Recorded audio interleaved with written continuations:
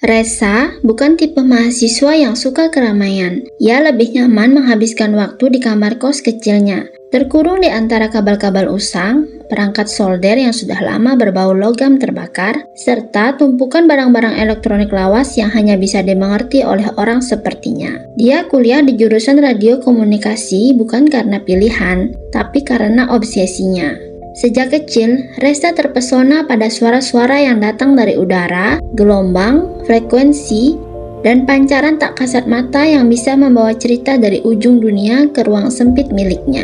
Kadang ia mendengarkan siaran militer tua, bahkan pernah menangkap obrolan samar dari kapal nelayan. Semuanya baginya adalah misteri kecil yang ingin dipecahkan. Suatu pagi di hari Minggu di Pasar Loak dekat Terminal Lama, sebuah radio tabung tua berkarat pada bagian sudutnya, sebagian catnya sudah terkelupas, tapi bentuknya masih kokoh. Uniknya lagi, di dalam bodi radio itu tertanam sebuah jam analog kecil.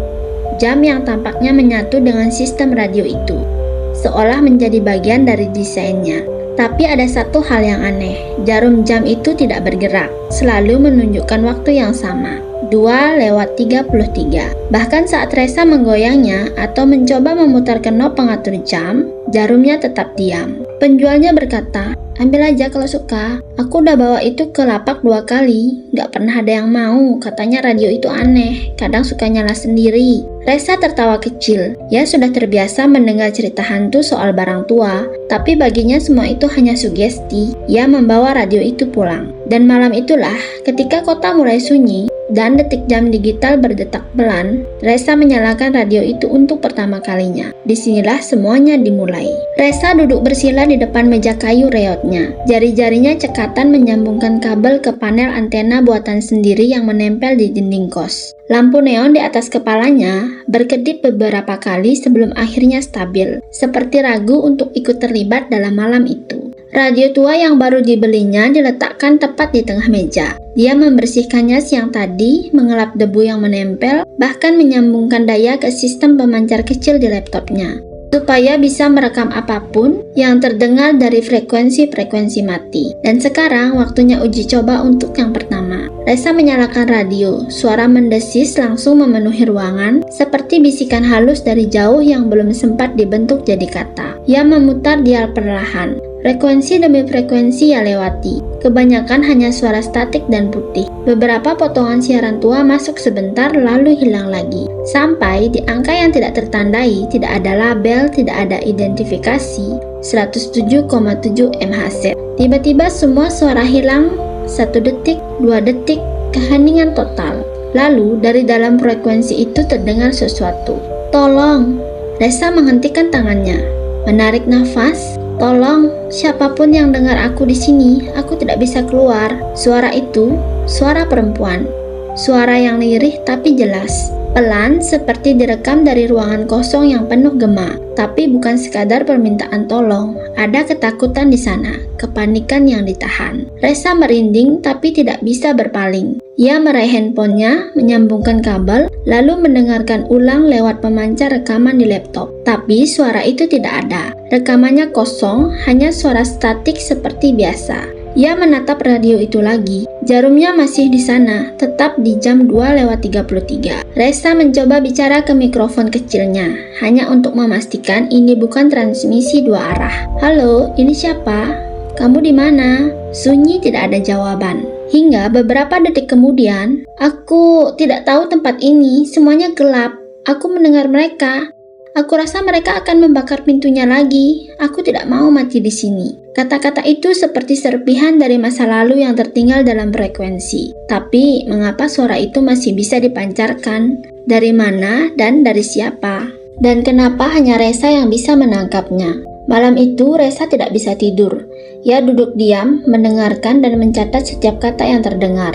Apa ini sinyal distres dari masa lalu? Siaran darurat yang terjebak dalam gangguan waktu? Ada sesuatu yang lebih buruk. Seseorang yang belum pernah benar-benar pergi dan sedang mencari jalan keluar lewat suara. 3 malam telah berlalu sejak Resa pertama kali menangkap suara itu. Dan sejak malam itu pula hidupnya tidak lagi tenang. Setiap pukul 2:33 pagi, frekuensi 107,7 akan kembali aktif.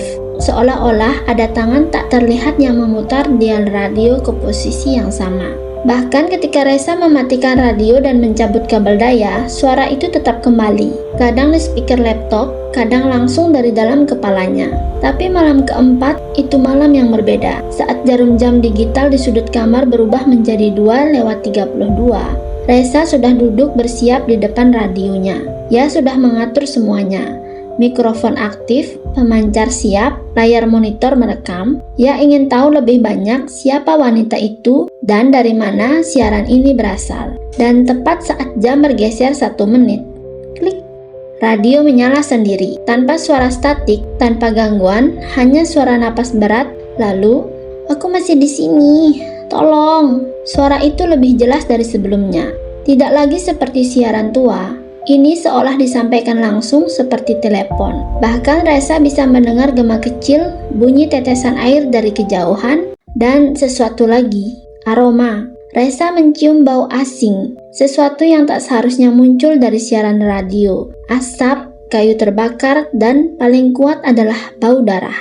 Ia berdiri mendekati radio itu. Tangannya gemetar saat memutar volume ke arah maksimal. Suara perempuan itu kembali, kali ini lebih emosional. "Mereka mengurungku. Aku melihat pintu itu terbakar. Mereka bilang aku harus tetap siaran. Mereka bilang kau akan jadi abadi dalam gelombang udara. Tolong, aku tidak mau abadi. Tolong aku."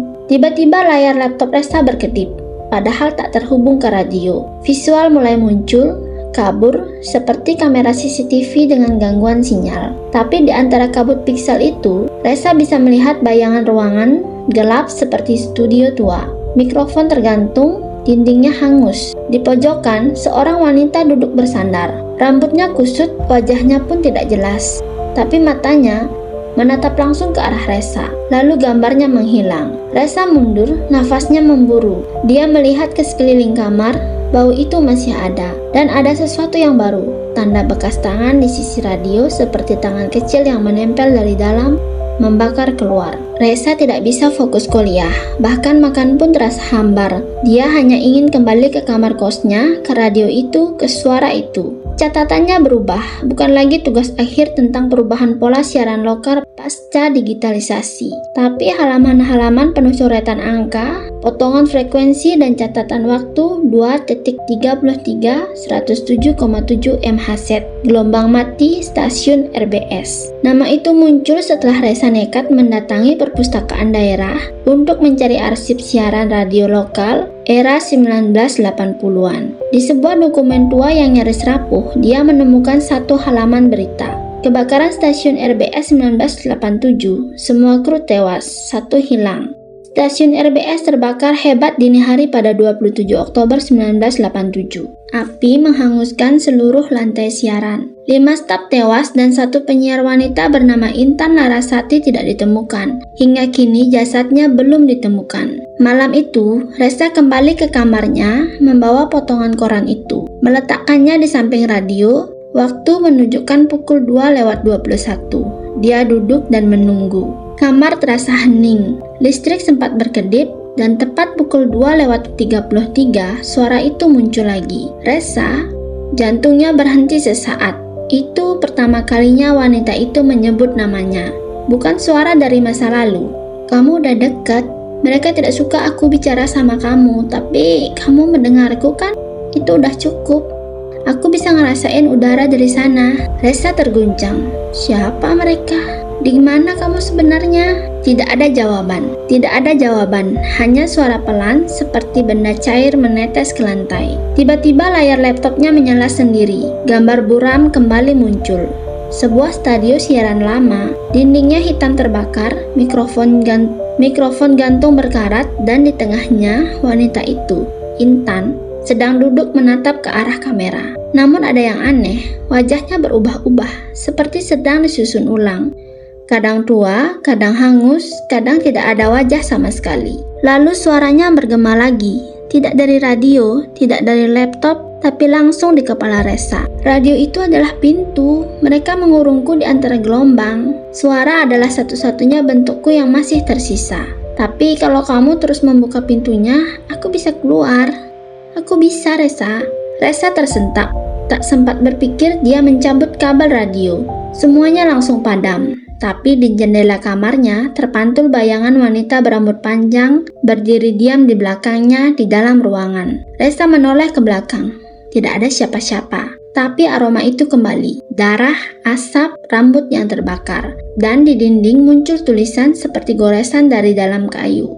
"Jangan matikan siaranku." Resa tidak kuliah keesokan harinya. Bahkan untuk keluar dari kamar kos pun dia enggan. Di depan meja, radio itu kini terbungkus kain hitam dan dibungkus dengan lakban. Tapi entah kenapa suara itu masih datang, tanpa perangkat, tanpa siaran, langsung datang dalam kepalanya saat dia mulai mengantuk. Kalau aku bisa bicara di kepalamu, berarti dindingnya sudah rapuh, Resa.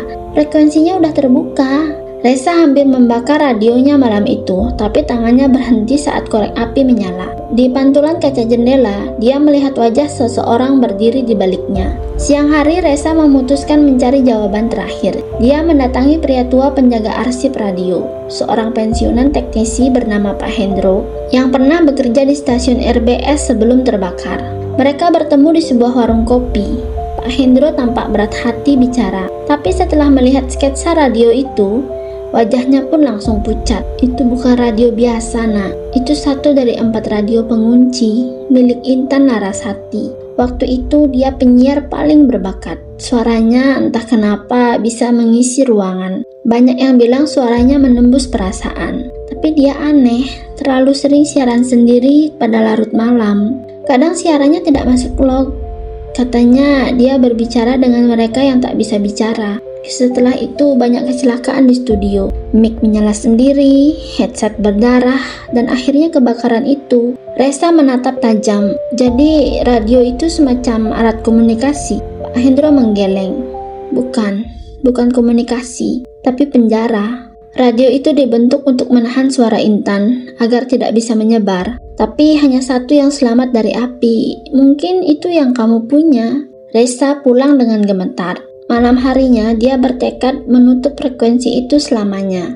Ia mengatur pemancar untuk mengganggu sinyal 107,7 MHz. Dengan gelombang pengacau, dia menyambungkan audio ke speaker dan membaca mantra Jawa kuno yang ditemukan di arsip lama RBS, semacam pengunci siaran gaib. Tepat pukul 2:33, radio menyala sendiri. Layar laptop terbuka meski tidak tersambung listrik dan Intan muncul lagi. Tapi kali ini bukan visual buram.